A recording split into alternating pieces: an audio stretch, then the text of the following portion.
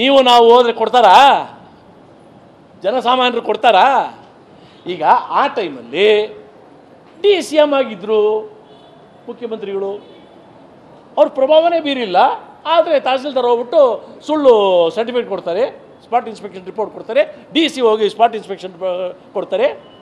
ಇದಕ್ಕೆ ಪೂರ್ವಕವಾಗಿ ಈ ಜಮೀನು ಡಿನೋಟಿಫೈ ಆಗ್ತದಲ್ಲ, ಆವಾಗ ಏನಾಗಿದ್ರು ಮುಖ್ಯಮಂತ್ರಿಗಳು?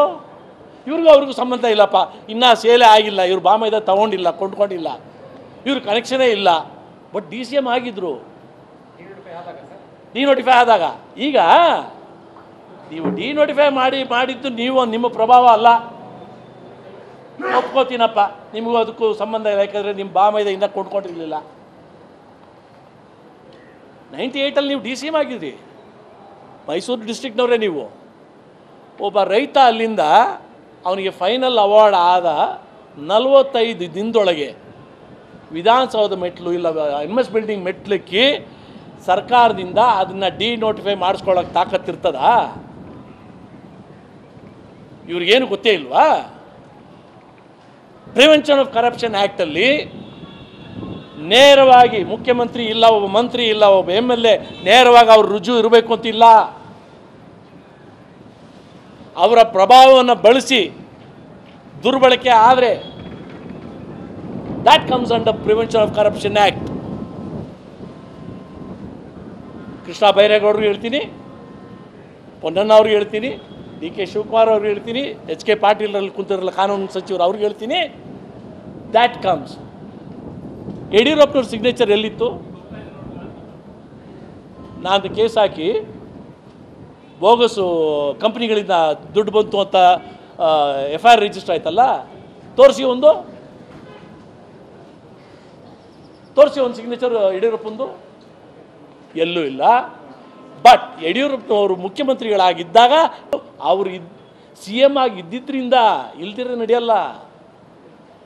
That is the meaning of prevention of corruption act. ಏನೂ ಆಗಲಿಲ್ಲ ಇವರಿಗೆ. 2017ರಲ್ಲಿ ಮೀಟಿಂಗ್ ನಡೀತಾ, 14ರಲ್ಲಿ ಬರ್ತೀನಿ, ಈಗ 10ರಲ್ಲಿ ಗಿಫ್ಟ್ ಡೀಡ್ ಆಯ್ತಪ್ಪ ಅವ್ರ ಧರ್ಮಪತ್ನಿಗೆ, ಮುಖ್ಯಮಂತ್ರಿಗಳ ಧರ್ಮಪತ್ನಿಗೆ. ಆ ಗಿಫ್ಟ್ ಡೀಡ್ ಆದಾಗ ಏನು ಸಲ್ಲಿಸ್ತಾರೆ ಅಲ್ಲಿ? ಕೃಷಿ ಭೂಮಿ. ಎಲ್ಲಿ ಕೃಷಿ ಭೂಮಿ ಇತ್ತು ಅಲ್ಲಿ? ಇಷ್ಟೋ ಸೈಟ್ಗಳು ಮಾರಿಬಿಟ್ಟಿದ್ದಾರೆ. ಆ ಸೈಟ್ಗಳು ಮಾರೋ ಡೀಟೇಲ್ಸ್ ಅವ್ರಿಗೂ ಗೊತ್ತು. ಆದರೂ ಗಿಫ್ಟು ಕೃಷಿ ಭೂಮಿ. 2001ರಲ್ಲಿ ಡೆವಲಪ್ ಆಗಿರೋ ಲ್ಯಾಂಡಿಗೆ 2010ರಲ್ಲಿ ದಾನಪತ್ರ ಆಗ್ತದೆ, ಕೃಷಿ ಭೂಮಿ ಅಂತ ಆಗ್ತದೆ. ಇದು ಏನು ತಪ್ಪೇ ಇಲ್ವಾ? 2014ರಲ್ಲಿ ಅಪ್ಲಿಕೇಶನ್ ಹಾಕ್ತಾರೆ ಸಿದ್ದರಾಮಯ್ಯನವರ ಧರ್ಮಪತ್ನಿ, ನನಗೆ ಕೊಡಿ ಜಮೀನು, ನನಗೆ ಆಲ್ಟರ್ನೇಟಿವ್ ಕೊಡಿ. ನಾನೀಗೊಂದು ಪ್ರಶ್ನೆ ಕೇಳ್ತೀನಿ, ಅವ್ರಿಗೆ ಯಾವ ಜಮೀನಿಗೆ ಆಲ್ಟರ್ನೇಟಿವ್ ಕೊಡಬೇಕು? ನಿಮ್ಮ ಅಣ್ಣ ಅವರು ಕೊಂಡ್ಕೊಂಡೆ ಅಂತ ಹೇಳ್ತಾರಲ್ಲ, ಆ ಜಮೀನಲ್ಲಿ ಇಲ್ಲಲ್ಲ. It is not there. Agriculture land is not there. ನಿಮಗೆ ದಾನಪತ್ರ ಬಂದಾಗಲೂ ಅಲ್ಲಿ ಜಮೀನು ಇಲ್ಲಲ್ಲ. ಇನ್ನು ಯಾವ ಜಮೀನಿಗೆ ಆಲ್ಟರ್ನೇಟಿವ್ ಲ್ಯಾಂಡು? ಅದನ್ನು ಪಕ್ಕಕ್ಕೆ ಇಡೋಣ, ಅದು ಆರ್ಗ್ಯುಮೆಂಟ್ ಪಕ್ಕಕ್ಕೆ ಇಡೋಣ. ಈಗ ಅಕ್ವೈರ್ ಆಯಿತು 2014ರಲ್ಲಿ.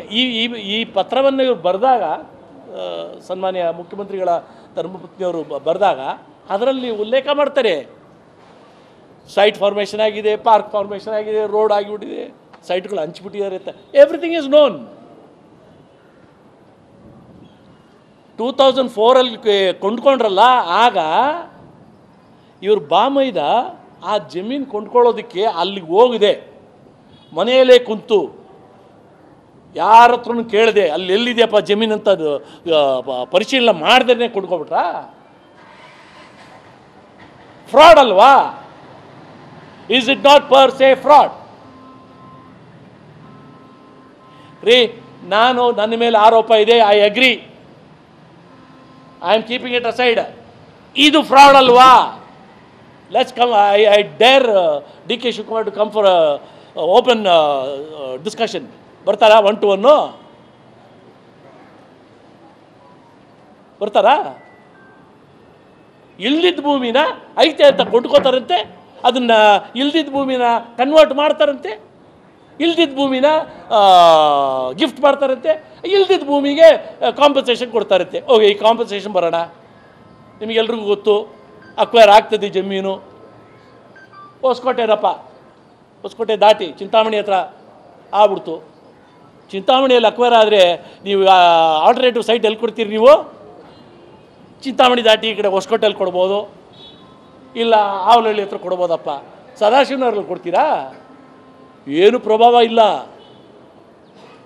ಗೊತ್ತಿಲ್ಲ ಮುಖ್ಯಮಂತ್ರಿಗಳಿಗೆ, ಏನೂ ಗೊತ್ತಿಲ್ಲ.